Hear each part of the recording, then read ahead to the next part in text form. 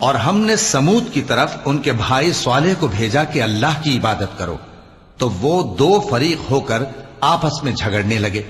صالح نے کہا کہ اے قوم، تم بھلائی سے پہلے برائی کے لیے کیوں جلدی کرتے ہو، اور اللہ سے بخشش کیوں نہیں مانگتے تاکہ تم پر رحم کیا جائے؟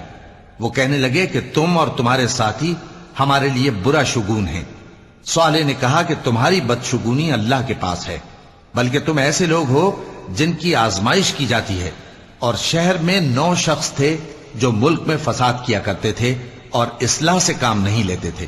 کہنے لگے کہ اللہ کی قسم کھاؤ کہ ہم رات کو اس پر اور اس کے گھر والوں پر شبخون ماریں گے، پھر اس کے وارثوں سے کہہ دیں گے کہ ہم تو اس کے گھر والوں کے موقع ہلاکت پر تھے ہی نہیں، اور ہم سچ کہتی ہیں۔ اور وہ ایک چال چلے، اور ہم نے بھی ایک تدبیر کی، اور ان کو کچھ خبر نہ ہوئی۔ تو دیکھ لو کہ ان کی چال کا انجام کیسا ہوا۔ ہم نے ان کو اور ان کی قوم سب کو ہلاک کر ڈالا۔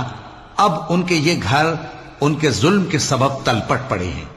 جو لوگ علم رکھتے ہیں ان کے لیے اس میں نشانی ہے، اور جو لوگ ایمان لائے اور ڈرتے تھے ان کو ہم نے نجات دی